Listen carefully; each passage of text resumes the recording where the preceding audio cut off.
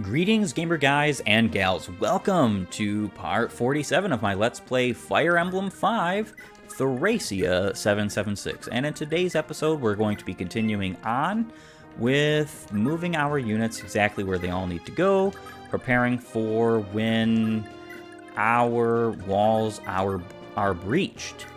Specifically, we want to make sure that we're taking care of every possible situation here. And doing our best to defeat this incursion against Leonster Castle. So we're going to be doing just that. We're pretty well done for this turn. So let's just keep moving onward. And here comes the first line of reinforcements.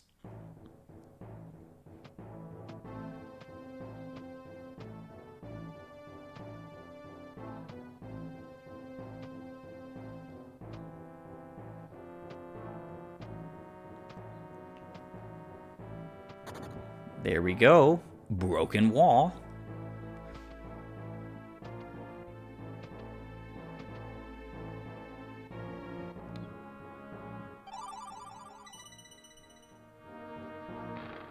And that was the first unlock staff being used. Another unlock staff being used. You can capture all these. It's not truly necessary to do so.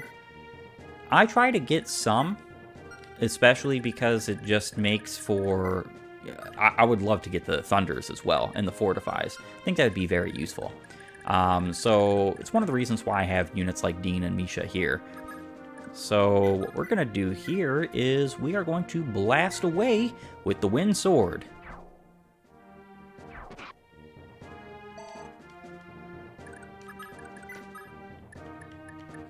Alright.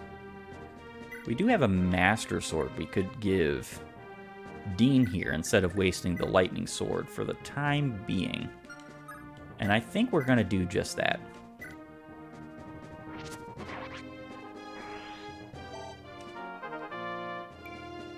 You would almost think that the Master Sword is more useful, but the Magic Swords are so incredibly busted. They are pretty much what can carry you through any kind of battle. Something that I personally truly appreciate about the Magic Swords is that most of the units you fight in this game do not have good magical resistance. Alright, so that should be everything for the time being. Luckily for us, there are no status staves in this chapter, so we don't have to worry about that either. Very funny that these guys are even bothering attacking Fergus, but they will because they have enough attack power to at least do some damage. They can't crit him. There's no chance on God's green earth that they're going to do enough damage to possibly KO him, as you can see. So even if they could crit him, they would be doing reasonably low damage considering. But, you know, we're going to take our precautions. So Wrath units are definitely units you want in this chapter, specifically for the ability to enemy phase, because there are a lot of reinforcements. A lot. Perfect. Good job.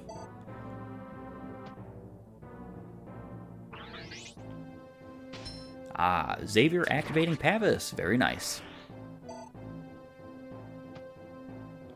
It's funny, there's actually some very interesting functions behind Pavis.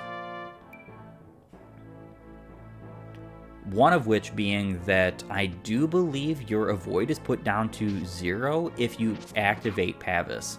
Reason being is so that the enemies can hit your shield.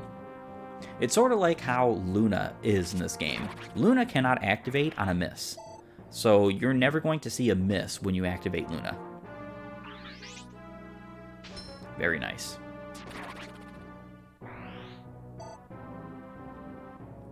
Xavier is one of my favorite units in this game, combat-wise. The only problem with him is his horrendous recruitment.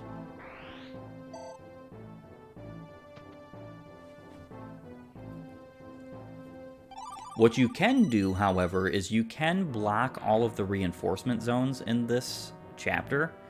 It's 100% viable.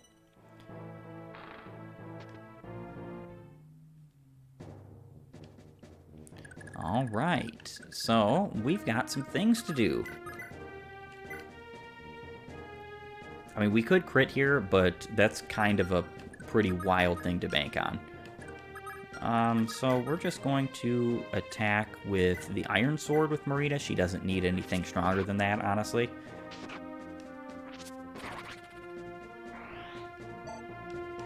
She destroys everything regardless. Wind, we are actually one-shotting, which is pretty darn funny.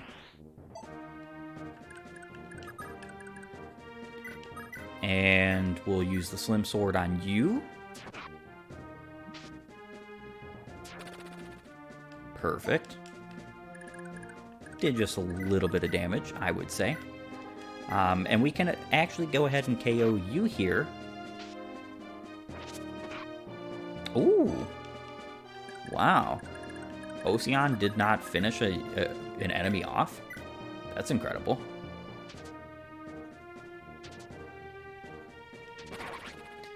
Alright, Xavier activating a cost. He does have Adept as well, something I gave him, because I just thought it would be useful on him. It's not so useful on other units, potentially, but it is useful on him. Alright. And that is... Let's see. We could steal that Fortify. I think we kind of want to. Capture. We could mount and then capture. The only problem is that you definitely want to be careful about this due to the fact that there are ballista that will reinforce. Alright, so we are going to mount here and capture. We're only going to be doing this over like a turn or two. You do want to be very careful about being mounted with both Misha and Dean in this chapter. Specifically because both of them are going to be very well affected by the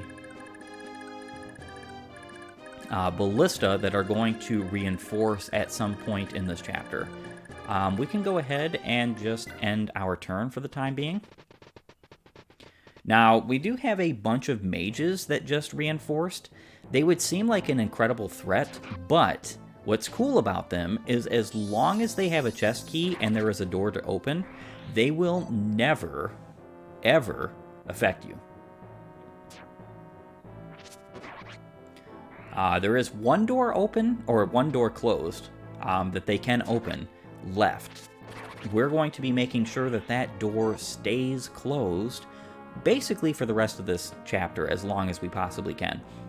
Reason being is because, since that's the case, we can take advantage of their AI being hard-coded to open up doors.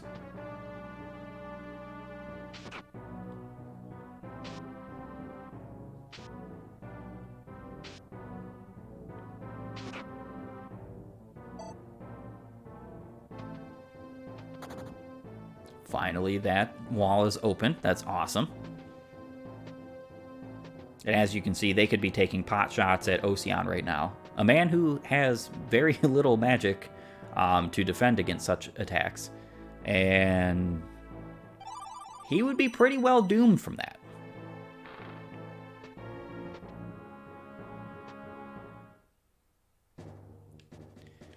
Alrighty, so we're going to move Olin, mount, and wait. Then we're also going to move Laura and move Olwen again so that she's blocking off this doorway.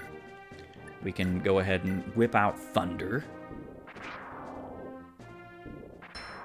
Doesn't really matter what we use here. They're all just going to be defeated.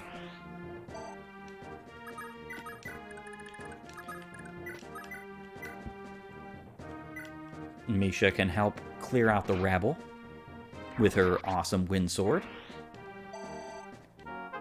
One of the coolest weapons in this game. It's not technically better than the flame sword or even the lightning sword. They all have different abilities they give. Like, for instance, the lightning sword would be great to give to somebody like Dean, who has a high critical follow-up critical modifier, because having more skill means that you have more critical. Alright, we can trade and get that Thunder Tome. We can release. Awesome. We're actually going to be dismounting here.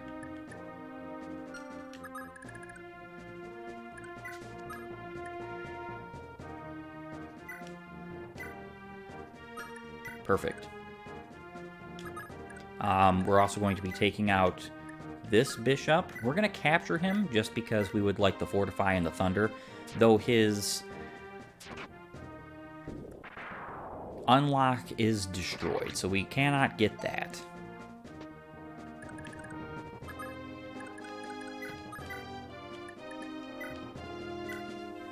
And we one-shot here.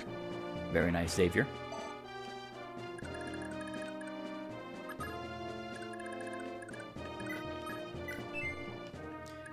Parn gets a movement star, always appreciated. And so did Marita, very nice. We're actually going to move right down here and heal up with our last heal usage. Asbel's going to be doing something really cheeky over the next couple of turns. And that is, he's going to be capturing one of these Frege units. Probably the one with the Restore Staff, because why not have another Restore Staff, like it honestly matters. And we're going to be trading over his Broken Heal Staff and for the non-Broken Heal Staff.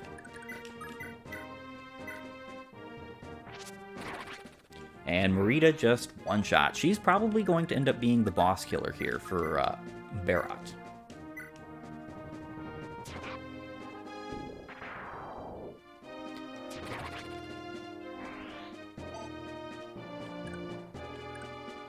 Alright, so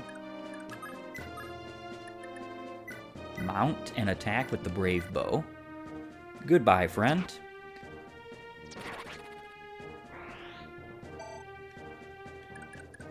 Perfect. Nana can get moving and help us out with these enemies. Mount and attack with the Flame Sword.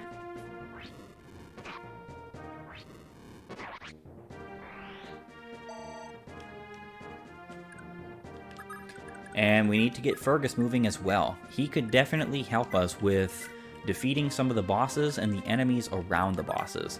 We do have the ability to physic up here. I think we're going to do that with Shroff on Dean.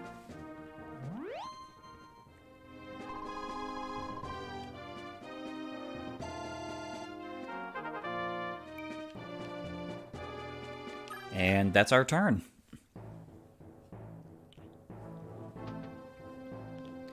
And of course, attacking Parn, because he is one of the weaker units in my army. Still a mighty force to be reckoned with compared to most of these enemies.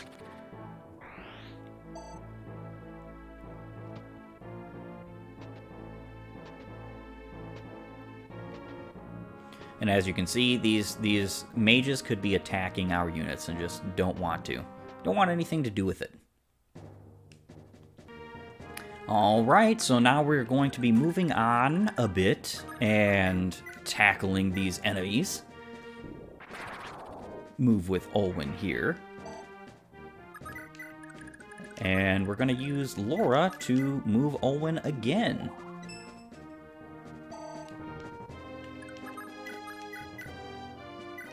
Not one-shotting, but who cares? These mages cannot do anything to Olwen.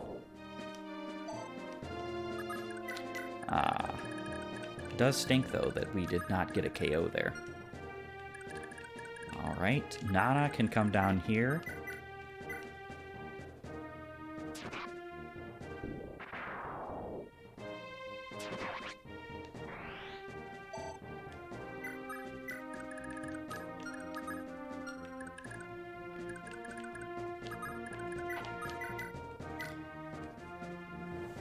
And we'll take out this Frege General.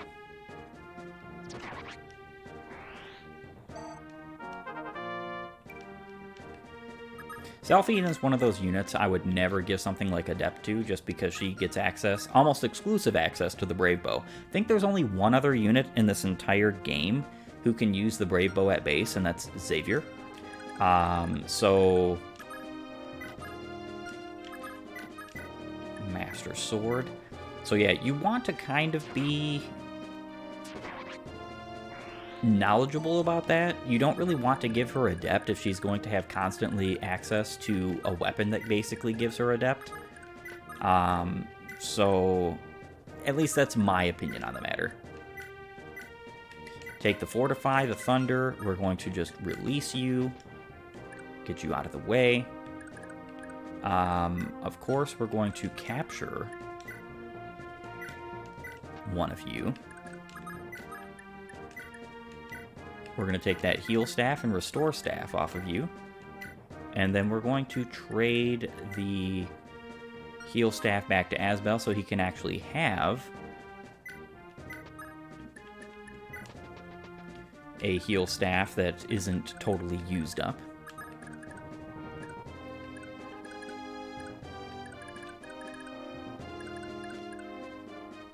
Alright, so...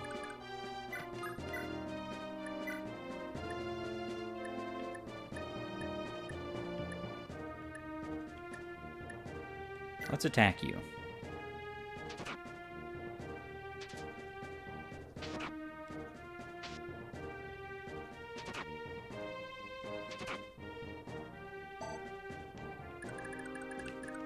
And we'll finish you off.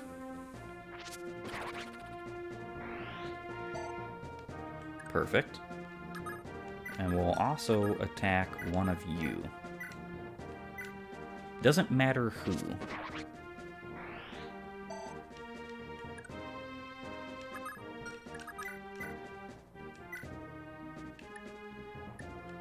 And we'll heal up Xavier.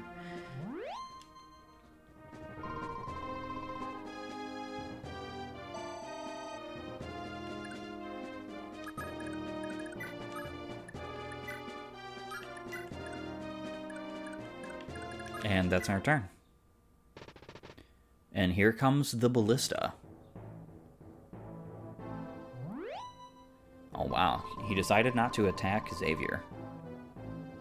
I guess that makes sense, having a vulnerary and all.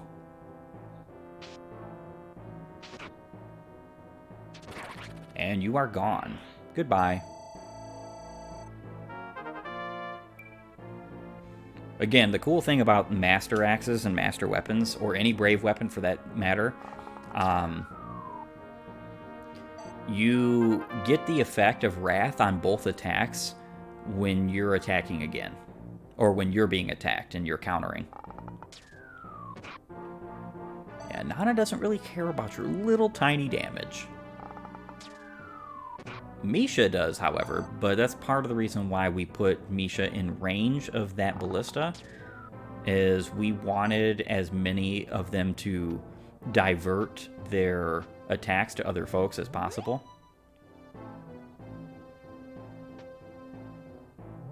That's almost cute.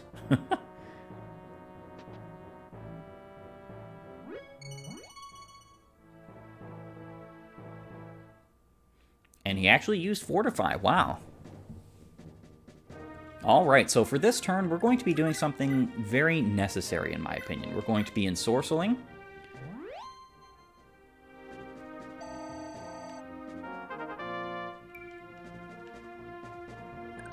And we're going to use Tina to thief the Throod Scroll, because we are going to be KOing this guy once we get the Throod Scroll. And I believe that was a successful hit. Not too happy about her getting another point of skill, but oh well, you know, you can't really control that.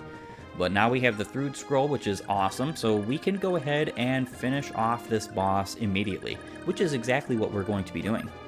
100%. Perfect.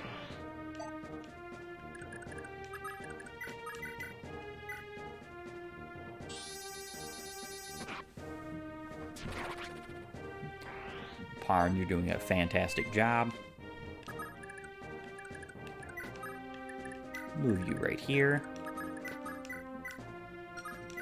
Don't need the Brave Axe for that. I do believe there are more turns yet that we will have to deal with Ballista reinforcing. Not too sure on that, so, you know, you can take that for what it is. I would just be weary about it. Now, like I said, you can, if you know the positions of all of these units, you can actually block their reinforcements points. We are going to be doing that. To the best of my abilities, that's what I'd like to do. Alright.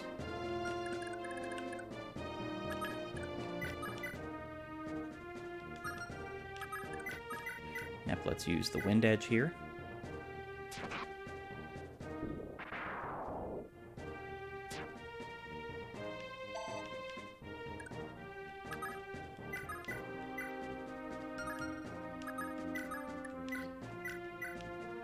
Heal you up. Unfortunate that she did not KO. But that's okay. Don't really need the Brave Bow for this fight.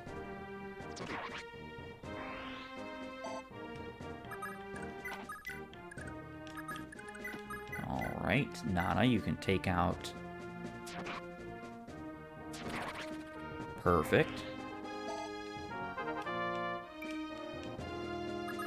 We're going to put her right there.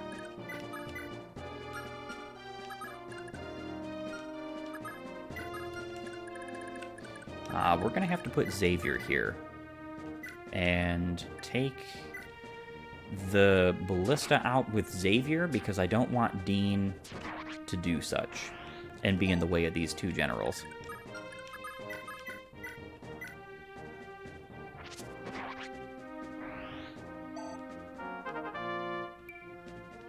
Very nice level up, Dean.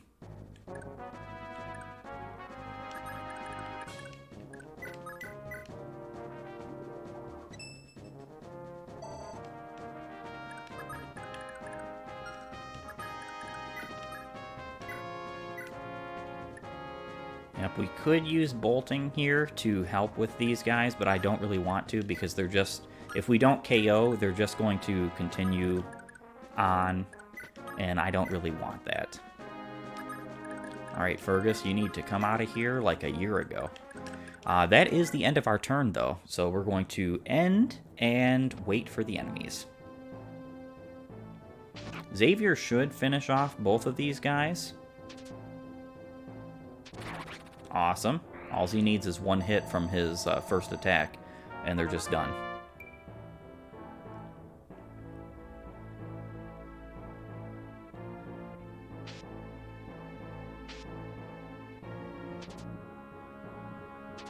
Oh, just one hit, Xavier. That's all you needed. Well, oh well. He got him anyway. I think he accosted. Because he doesn't have a follow-up critical modifier, so I don't know exactly what happened there particularly. What we can do is fortify.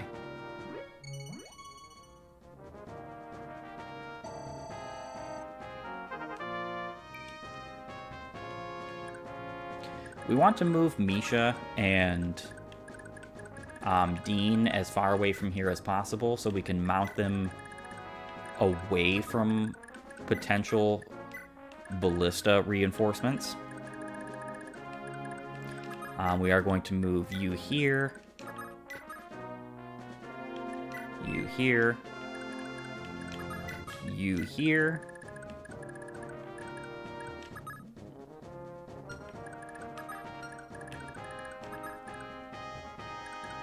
we're going to move you here as well. And then we're going to attack with the Merida sword. You nuisances will cost me my rank. Well, we're about to cost you your life. I think that's a bit more important, my friend.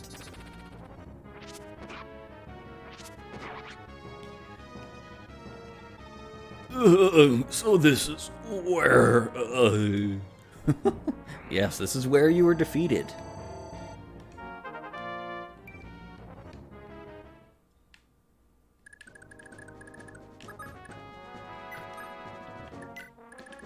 Alright. I have a vague or loose idea of where all the enemy reinforcements are, so that's what I'm doing, is just placing everybody within range of reinforcements. Or, I should say, within the spots that the reinforcements would be coming out of. And we can finally mount up Fergus. Nice. We do want all of our units mounted before we end this chapter, because even though there's not that many chapters left to go that you can be mounted in, it's better to have them mounted before you finish off a chapter. Now, if I'm not mistaken, I don't know this to be a fact, but let's see, can I mount here? How about here? Yes, I can. So we're just going to leave her right there. I don't know this for a fact, but I do believe that once you defeat Barrett, you are done with reinforcements. We're not going to bank on that necessarily, but it would be nice if it was true.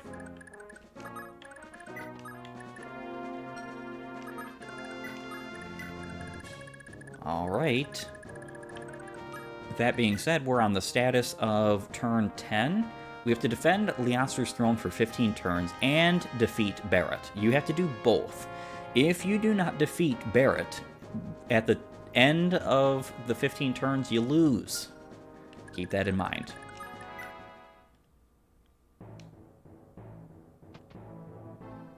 We have one lone knight coming up to fight Leaf. It's actually really funny. But with all that being said, I think this is a perfect opportunity, wonderful opportunity, great in fact, for us to go ahead and end off this episode. I want to thank you for joining me. If you like my content, please upvote and follow, or like and subscribe depending on your platform. And while you're at it, have a great and glorious day gaming.